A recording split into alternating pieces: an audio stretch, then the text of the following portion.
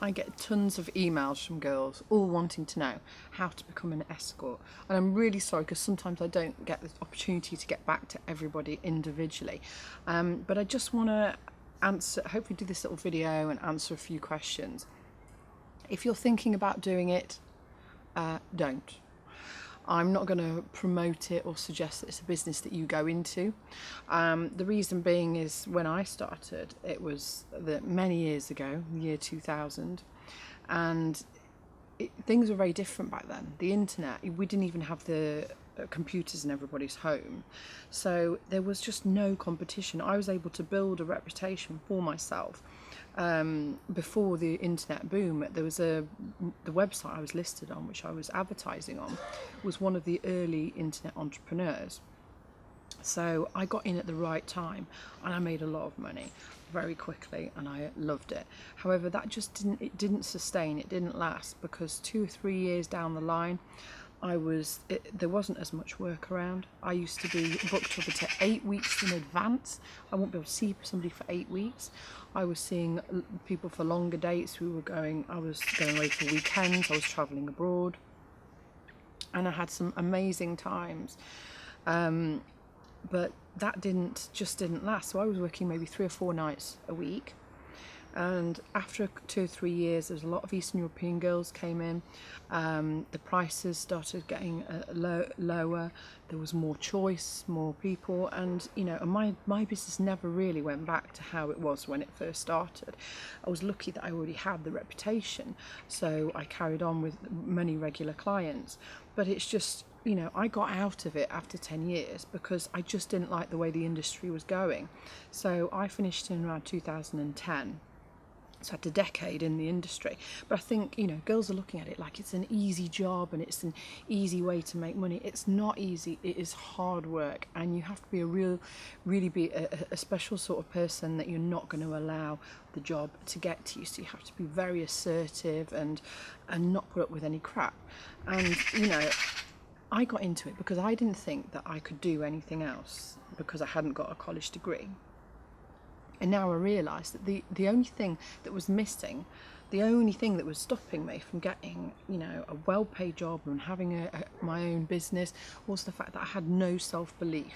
I just didn't believe that I was worthy. I didn't feel like I was good enough. But I'm here to tell you that you are good enough, and you already have everything that you need to be successful. So what I would urge you to do is really, really sit down and think about what it is that you want to do. Because whatever it is, you can find a way to do it. There are no magic wands, there are no quick fixes. If I had that self-belief that I have today, I don't regret what I've done, but I don't think I would have made the same choices if I knew then what I know now.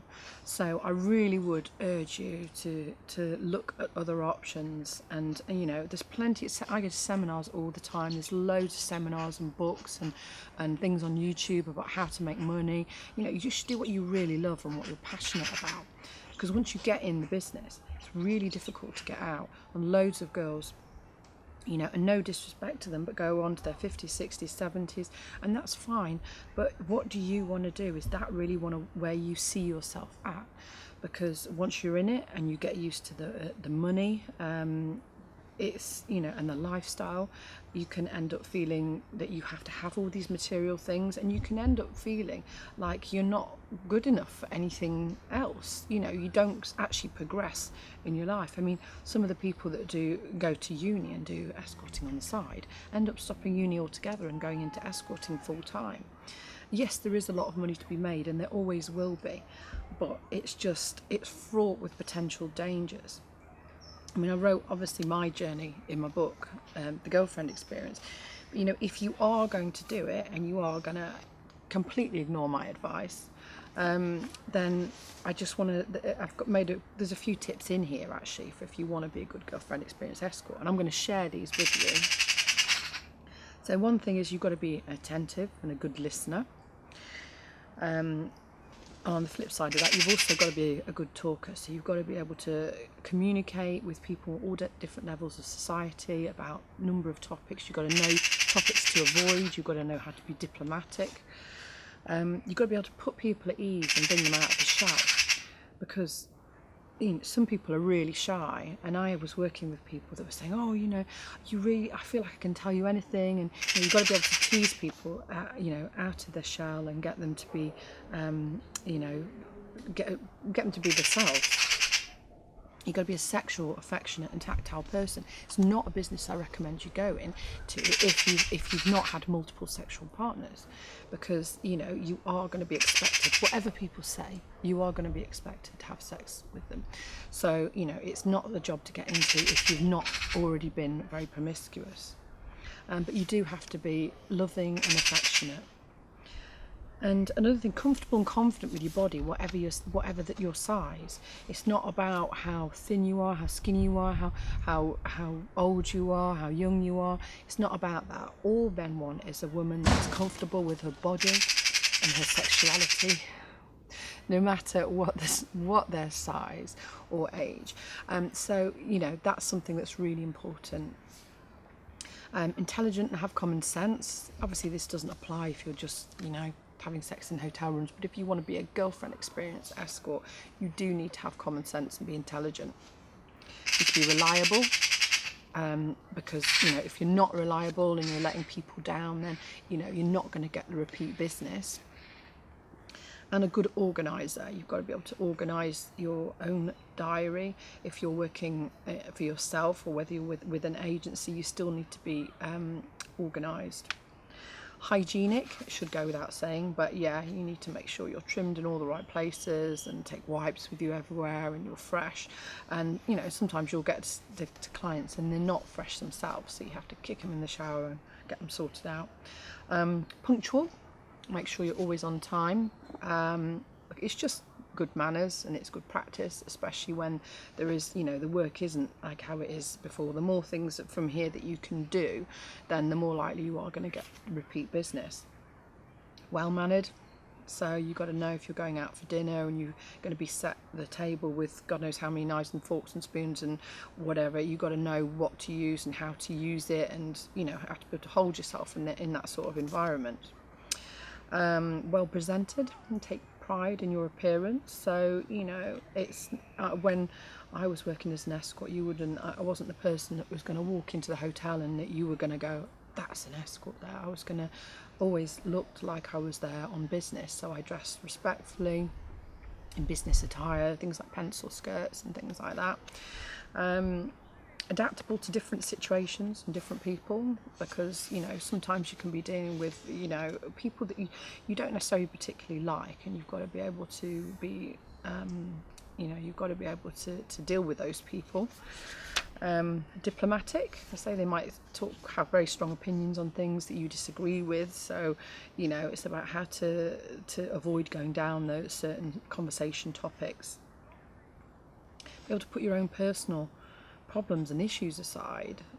I found that when I was working, when things were going off in my personal life with my boyfriend or whatever, I used to find that actually going away to work was a welcome relief, because my focus had to be on the gentleman that I was seeing, or not on my own personal life. But I do know of escorts that would go and see people, and then they would spill out their personal problems to them, which obviously is not what they're paying for. But some guys like to be that listening ear, but it's not good practice.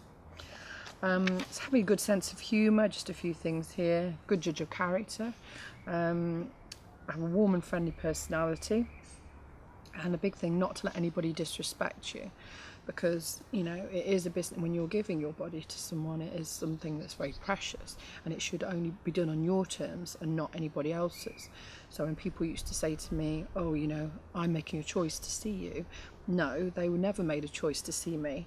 They selected me, but I was the one that was making the choice as to whether I was going to see them, and ultimately whether I would see them again as a repeat customer. So the choice was always with me. So yeah, I mean, I've written about the good, the bad and the ugly. It is warts and all. There were glamorous times, there were not so glamorous times. But really, this industry, getting into the sex industry now, really think long and hard about it, because you can end up leading a double life. I was fortunate enough I didn't have to do that. it makes relationships difficult. I had boyfriends that all knew what I did, but it still made them challenging, because I'd be sitting on the sofa with them, you know, having some food or whatever, and then I'd have to leave to go and be with another man.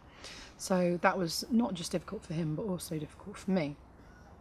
So really think, it's not, and there's no guarantee now that you're going to get work, especially if you set yourself up as an independent escort like I did. You know, I'm not sure that you know, you may not get work straight away.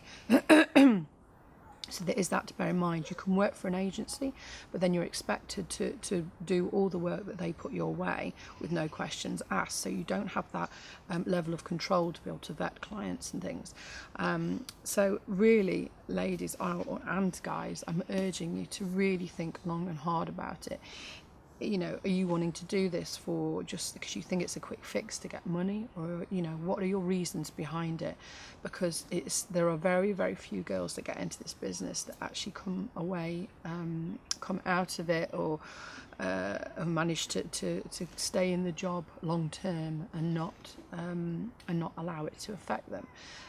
But you can do anything that you want to do. All you need is a self-belief. So really think about it before you go into it. That would be my advice, and I really hope that this video has encouraged at least some of you to maybe look at a different path to take. And if you want to read more about it, or the warts and all in the book, you can go to my website and find about it. I'm also selling it on Amazon. But I'd love to, if you've thought about doing it, then put some comments below if you've got any questions. But yeah, I hope that this will help you make some different decisions. And if you want to know more about what's involved, difficult situations that I was in, and different clients, and how I set up my business, then it is all in here. But hopefully you won't go down that route. So if you like this video, please share it and subscribe, because there'll be more videos to come. Thank you for listening.